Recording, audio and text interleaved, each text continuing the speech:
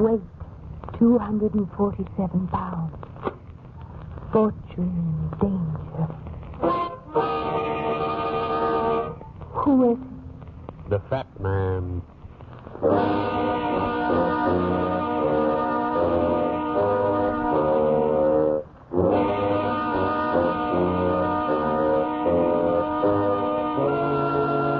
Your neighborhood shoe repairman and O'Sullivan, America's #1 heel, bring you Dashiell Hammett's latest and most fascinating character, the Fat Man. The fast-moving, mysterious adventures of a criminologist who tips the scale at 247 pounds.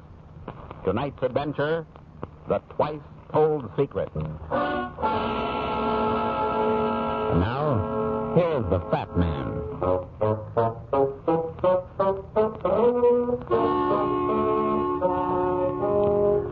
For one reason or another, most people think a fat man as a jolly fellow with a soft heart and a timid soul.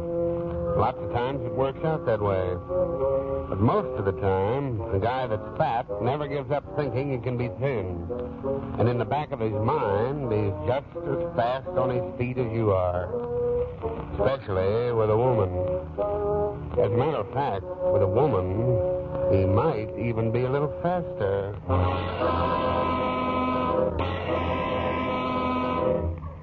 This story began in a tailor shop around the corner from where I live. The usual kind of a place. Mo Lippman, the guy that owns it, is the usual kind of a guy.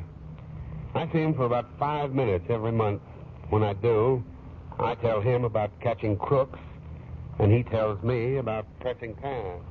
It's a strange thing, Mr. Runyon. Very strange thing. In this business, you're learning something new about people all the time. You see this pinstripe suit? Mm-hmm. Made by Doctor and Son. The best tailors in the business.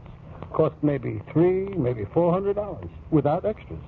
And the man who owns it, he buys them by the dozen. Not rich, huh? Rich? We should have in nickels what he has in $1,000 bills. Well, what's the point of your story, Mo? Well, I'm telling you. This guy has all the money in the world. What do you think I found in his pocket? What? A pawn ticket. Now, there is human nature for you.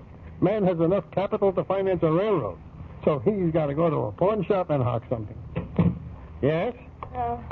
Do you take care of Mr. Kavanaugh's clothes? Mr. Kavanaugh? Oh, sure. I was just talking to him about this gentleman here. Well, did you pick up a suit from him today? A double-breasted pinstripe? You mean this one? Yes. That's it. May I see it, please? Well, I didn't press it. Well, that's all right. It doesn't matter. Oh, wait a minute, lady. I can't let you go through the pockets. I don't even know who you are. I'm a very good friend of Mr. Kavanaugh's. But even so... Don't be a fool. I'm not trying to steal anything. What are you trying to do? Find something I left in the pocket of his suit last night. It wasn't a pawn ticket by any chance, was it? Why, yes, it was. Yours? Please, I want it back. Where is it? You haven't answered my question yet. Is it yours? Well, I don't see how it concerns you, but if you must know, yes, it is. Now, may I have it, please? Well, I don't Sorry, know. miss. We haven't got it. What? Mo just returned it to Mr. Kavanaugh. Well, that was a stupid thing to do. Now I have to... What? Nothing. Hey, wait a minute. Where are you going? None of your business.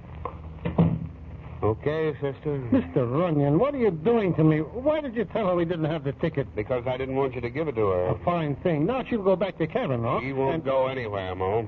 Why not? It's her ticket, isn't it? But she didn't put it into Kavanaugh's pocket. How do you know? Figure it out. If she left it in his pocket, she wouldn't be so anxious to get it back before the suit was returned. You mean Kavanaugh doesn't know about this ticket, maybe? He doesn't know, and she's not going to tell him. How long will it be before you deliver that suit, Mo? Oh, a couple of hours. You mind if I borrow the ticket in the meantime? But please... It's worth a 5-spot to me, Mo. What do you say? Never mind the 5-spot. If you bring it back... boy. I just want to find out what she hawked. And if I get the case, I'll give you a commission. Case? Who said anything about a case? Nobody. I just smell one coming.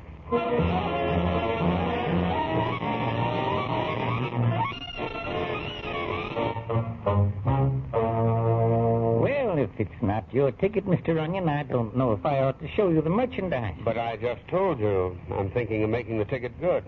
Only I want to see what I'm buying first. Well, I suppose it's all right. It's right here in this case. Which one is it? This one, the bracelet. Some hunk of ice. What's that inscription on the inside? Hmm? Oh, to Rita with love, January 28, 1946. January 28th, huh? Didn't wear it very long, did she? No. You got the owner's address there? I want to make sure I've got the right party. Oh, certainly. The name is Ritchie. The apartment is 14B Cortlandt Towers. Thanks. Now, anything else I can do for you? Well, just to make sure, you happen to remember what this dame looks like? What's that? The dame. What does she look like? You must be mistaken, Mr. Onion. A woman didn't pawn this bracelet. Ritchie is a man.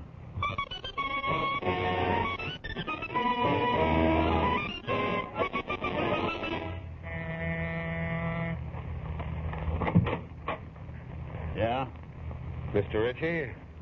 that's right. Who are you? The fat man, Brad Runyon. Never heard of you. Wait a minute. Don't try to close the door in my face. It isn't polite.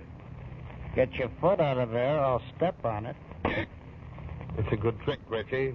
It works. Here's one for you. You dirty louse. Don't blame me, Ritchie. You're not up on your judo. What do you want? I'd like to come in. May I? Come on. What do you want? I'd like to know how you happened to get a hold of a bracelet, Ritchie. Bracelet belonging to a girl named Rita. How did you know about that? I have 4 ears. Now look, what gives with this bracelet you pawned? I didn't pawn anything. Look, Ritchie, I've got the ticket right here in my pocket. How did you get a hold of it? The same way you got the bracelet. I lifted it. Now, don't be funny. Rita gave me that bracelet. She did, huh? Rita who? Morgan. She's a friend of mine. What does she look like? Why should I tell you? What does she look like? Well, she's blonde. About 30. Stands about so high. Yeah, it's the same one, all right. You know her? Well, I just met her in a tailor shop. Only I can't figure her being a friend of yours. Settle your papers, mister. I don't have to talk to you. Would you rather talk to the police? About stealing a bracelet? Sure. What's going on? You left the door open, Richie. I didn't. The fat man did. What? So you do know each other. I told you we did. Just a moment. What's he doing here, Richie? Accusing me of stealing your bracelet. He's got the pawn ticket in his pocket. Oh, you brought it back to me. No, ma'am. I didn't bring it back to anybody. For heaven's sake, what are you trying to do? I want that pawn ticket. I've got to have it. Well, you won't get it by pounding on my chest. Now lay off. You don't understand. You don't know what that ticket means to me. Save it, sister. My heart's out on strike today. Oh, get here. Okay, I'm going. Only I didn't know you had the right to kick me out of another man's apartment. Another man's apartment. What are you talking about? Richie doesn't live here. No? No. This is my apartment.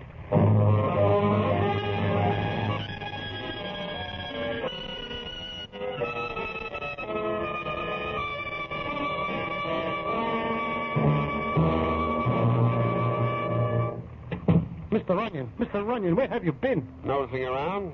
What's the matter, Mo? My 2 hours aren't up yet. But Mr. Cavanaugh's here. His son, I mean. And he wants that pawn ticket. Okay, I'll give it to him. You had no right to take it, Mr. Runyon. He had no right to give it to you. Now, don't get all excited, son. There's no harm done as long as... Never mind.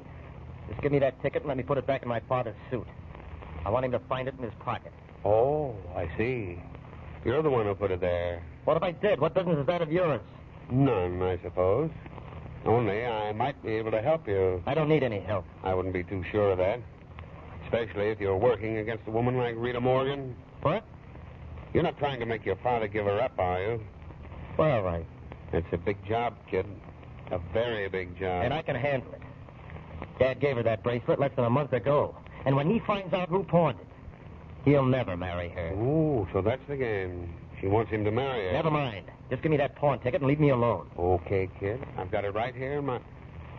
Where's the little devil? What's the matter? She stole it right out of my pocket.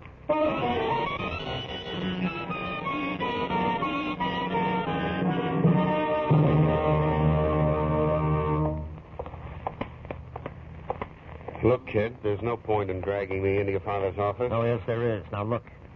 I want you to tell him exactly what happened. And tell him about Richie being in that apartment, too. That's a stiff order, Dick. He isn't going to like being told things like that if they're engaged to be married. But they can't be married. Don't you understand? All she wants is his money. His in particular? Or just anybody's? Anybody's. You've got to make Dad see that, otherwise he'll regret it for the rest of his life. Okay, kid. I'll do the best I can. All right, come on. You busy, Dad? Why, Richard, what's the matter? Nothing. I just want you to meet somebody. Mr. Runyon, this is my father. How do you do? How do you do? Mr. Runyon's a private detective, Father. Oh, yes, I believe I've heard of him. I don't understand. It's about Rita, Dad. Mr. Runyon's found out Dick, something. please. I think you ought to allow me the privilege of speaking to him alone. Don't you agree? All right, Dad, I'll go. I'll speak to you at home tonight. Very well, sir. Poor kid, he's all upset. Maybe he has a right to be, Mr. Cavanaugh. Now, look here, Runyon. Before you take sides in this case, you'd better know all the facts. What are they? Well, one of them is I know about that pawn ticket. Hmm? I'm glad you told me. And I know about Richie, too. At least I know he's pawned some of the things I've given Miss Morgan. And you're still engaged to be married? Yes. That surprise you? A little. Then this will surprise you more. I'm in love with Miss Morgan. Very much in love. In spite of the pawn tickets, Richie, and everything else. Oh, then this is where I step out. No, I'd like you to step in, Mr. Runyon. Why? Because I want to marry Miss Morgan. That shouldn't be hard. You're a fool, Runyon. She's not interested in me because of my money. She's in love with me. And what's holding you back? That's what I want you to find out. And for some reason or other, she won't marry me. What? It's a strange thing, Runyon. But I'm sure this fellow Richie has some mysterious hold over her. He's terrorizing her in a way I can't understand. And I can't help but feel that something disastrous is going to happen. What? Somebody is going to be murdered.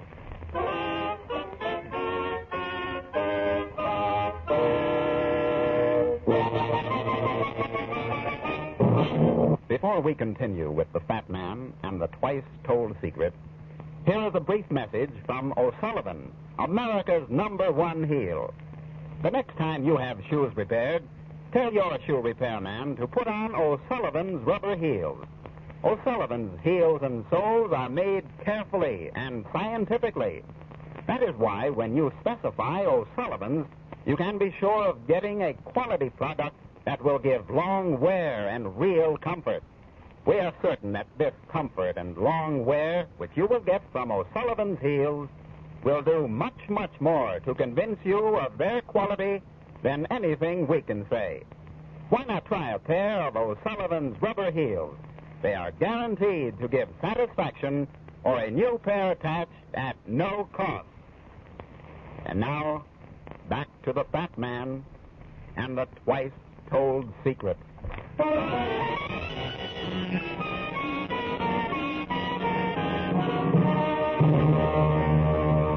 Martin Cavanaugh has engaged the Fat Man to discover why his marriage to Rita Morgan has been postponed twice under the most mysterious circumstances. Circumstances which lead Cavanaugh to believe that somebody's going to be murdered.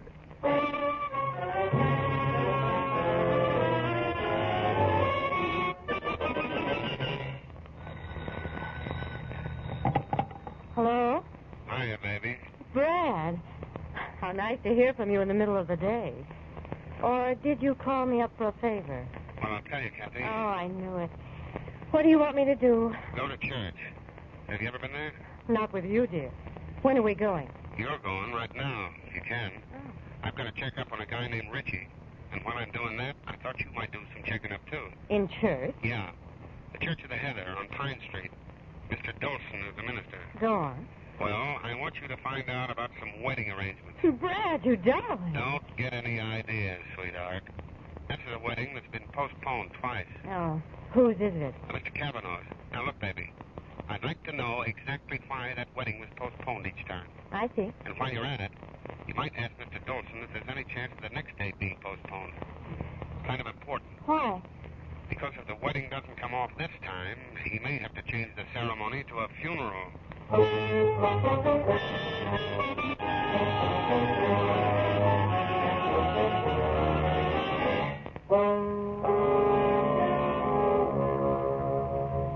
I don't quite know how to answer your question, young lady.